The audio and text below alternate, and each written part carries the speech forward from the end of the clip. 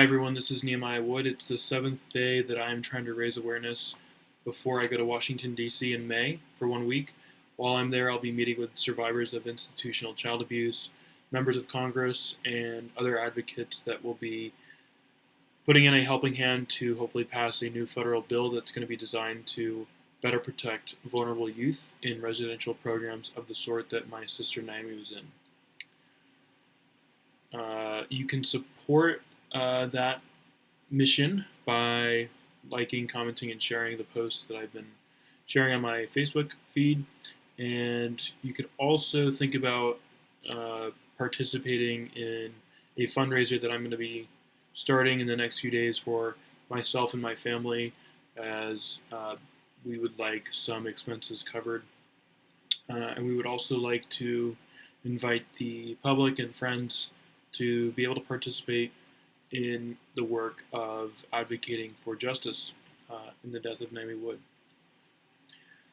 The only thing I wanted to do today in this video was read the preface to the 25th anniversary edition of a book that has spoken to me in the past 2 years. That book is called Night by Elie Wiesel, I think it's pronounced. And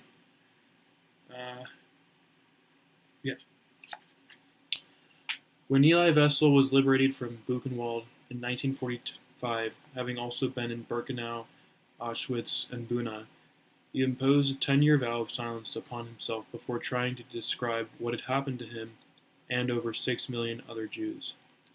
When he finally broke that silence, he had trouble finding a publisher. Such depressing subject matter. When Night was finally published, over 25 years ago, few people wanted to read about the Holocaust. Such depressing subject matter. But we cannot indefinitely avoid depressing subject matter, particularly if it's true, and in the subsequent quarter century, the world has had to hear a story it would have preferred not to hear. The story of how a cultured people turned to genocide and how the rest of the world, also composed of cultured people, remained silent in the face of genocide. Night has been the most influential book in forcing that confrontation, lean, taut, and sparse in style.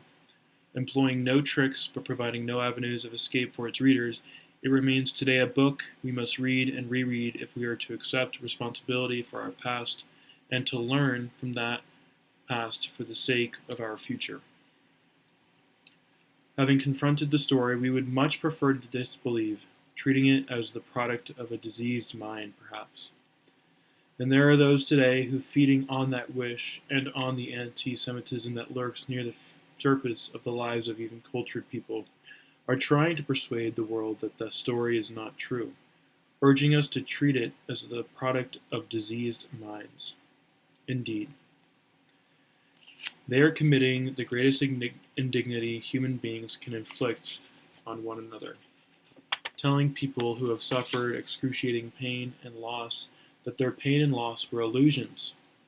Perhaps there is a greater indignity. It is committed by those who believe them.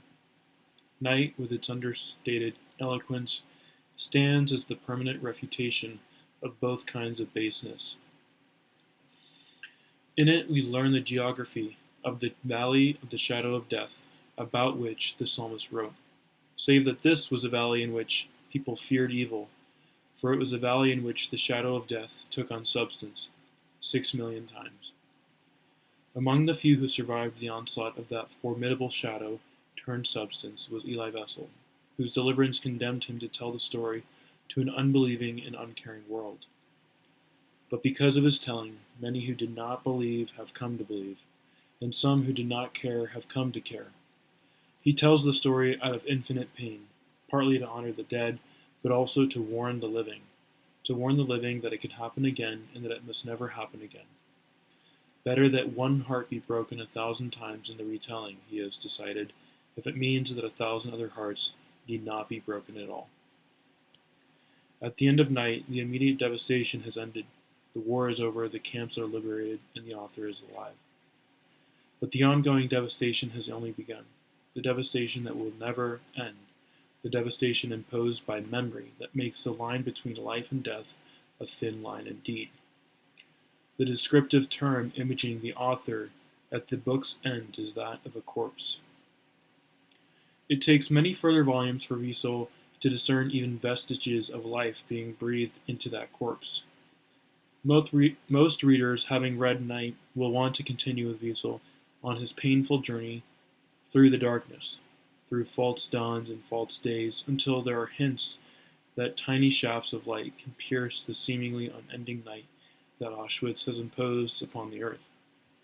But we must not make that journey too quickly. We must linger with this starting point and not rush on too soon, seeking relief from its horror. How long must we linger? An eternity, perhaps. Wiesel's chronometer for measuring the time between Auschwitz and the first emergence of hope. Those who hope for hope after an eternity are entitled to do so only if they have measured that which has the power to obscure hope, only if they have lived in the shadow of utter denial. The rest of us, who have not inhabited the innermost circle of hell, can never know what it was like to be there. But between us and the fiery furnaces where they burned babies alive stands the presence of Elie Wiesel. His presence casts a shadow from within which we can see, in dimmest outline, the reality he saw and touched and tasted directly. It must be the prayer of our generation that with his help we can recapture enough of that reality so that it will never be repeated.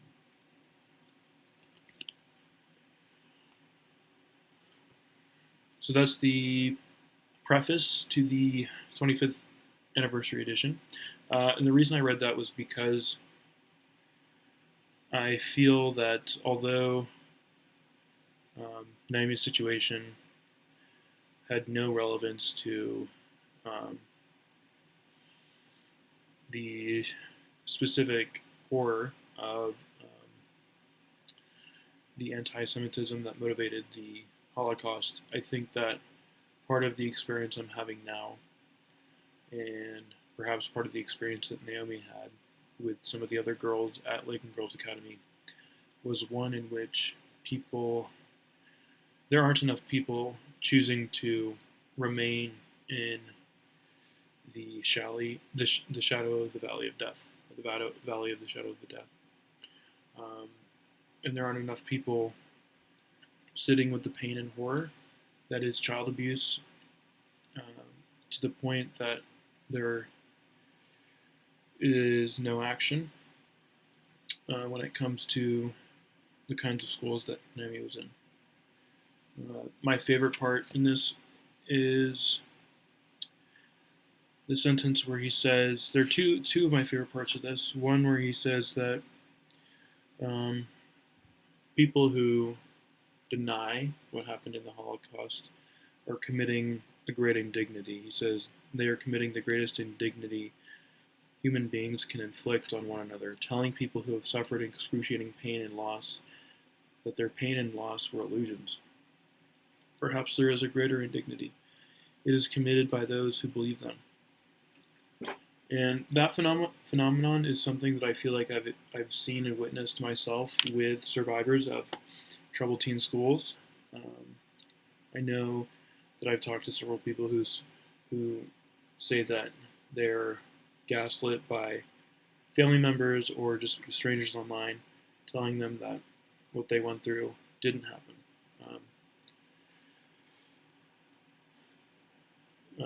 My other favorite part is this, where he says, better that one heart be broken 1,000 times in the retelling, he has decided, if it means that 1,000 other hearts need not be broken at all.